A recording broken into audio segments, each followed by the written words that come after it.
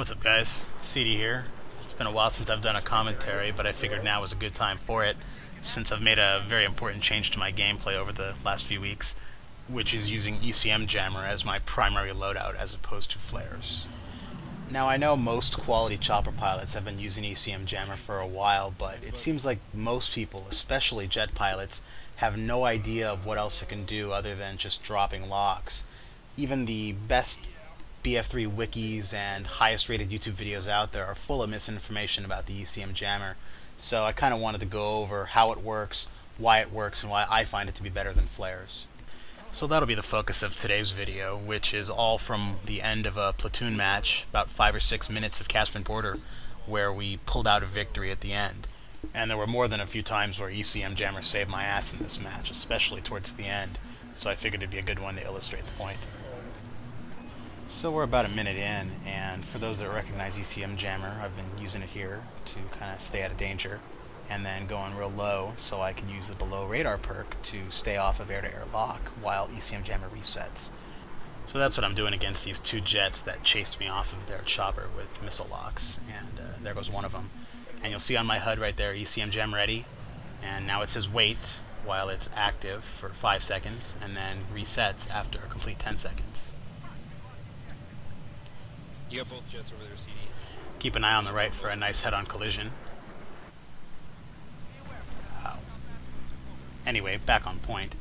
So by now, most people know that ECM Jammer will not only break a lock, but it'll stop anything from locking onto you for the next 5 seconds, which you'll see right here. What many people don't know or don't believe is that ECM actually can protect you from already fired projectiles, even javelins, although that's slightly different how that works. Here's some proof of it working against heat seekers that were just fired on me. And there it is, just missed. So if you're new to ECM, you might be saying to yourself, I've tried that, and it didn't save me, so what the hell's going on? And that's really what it boils down to, is you gotta understand exactly how it works in order to use it correctly and effectively.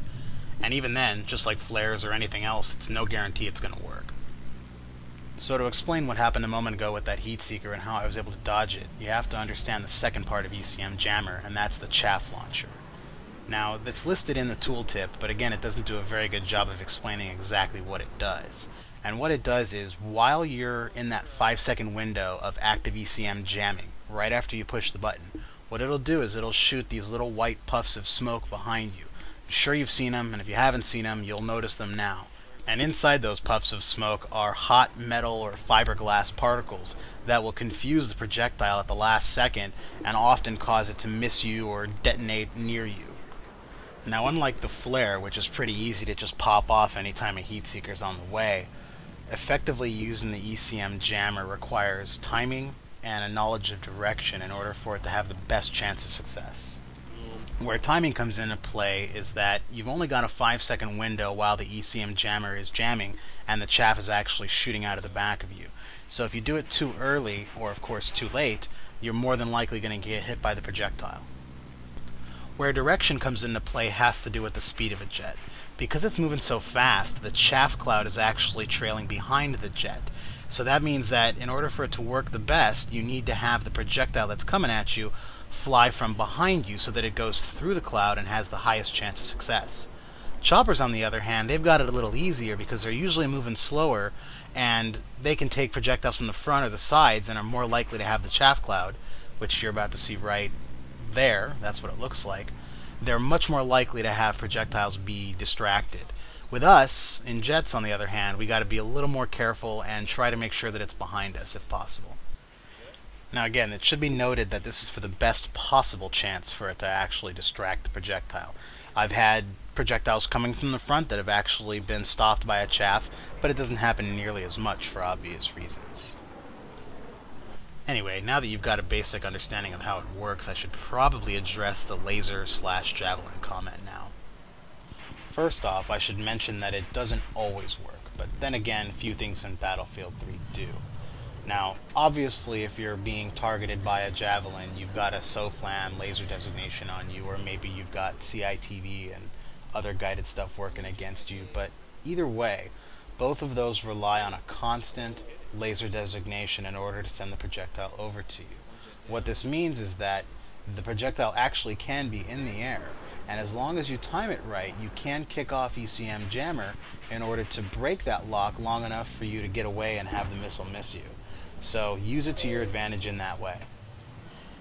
Obviously there's some skill involved here and a lot of luck, especially with the bugged out javelin mechanic right now where sometimes you don't get a tone at all.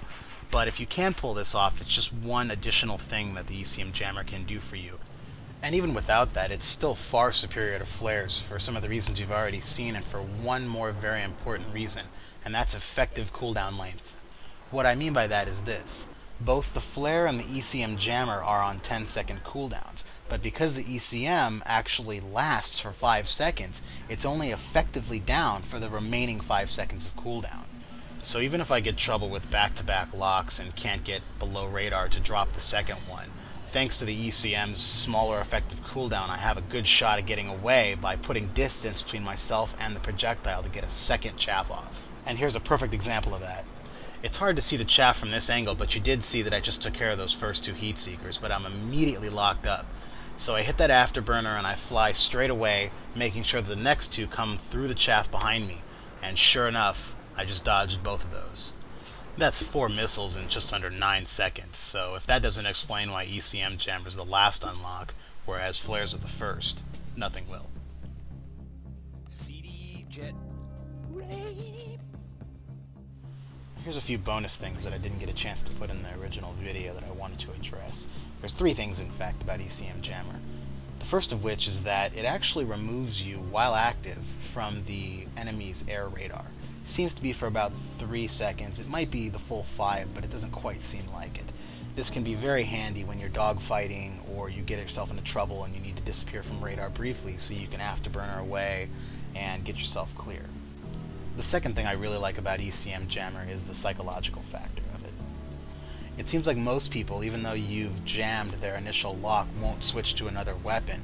Instead, they'll get frustrated or try to be persistent and try to get that other lock on you, giving you time to either get position on them or to spend that 4 or 5 seconds to get away from them and get yourself safe. It just seems like people tend to not deal with ECM Jammer nearly as well as they do with flares. And sometimes people will even just give up on you. Once you've jammed it, they figure, crap, I can't get a lock on this guy. I'm going to go on to an easier target.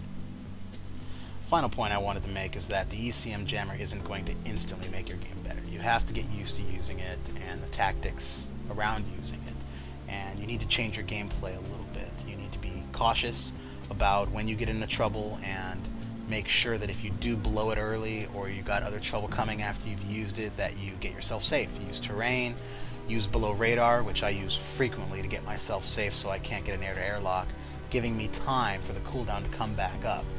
Once you get used to it, it'll start to become great and you'll be wondering why you never used it before. So give it a shot, stick with it. I promise you'll love it if you can get the hang of it.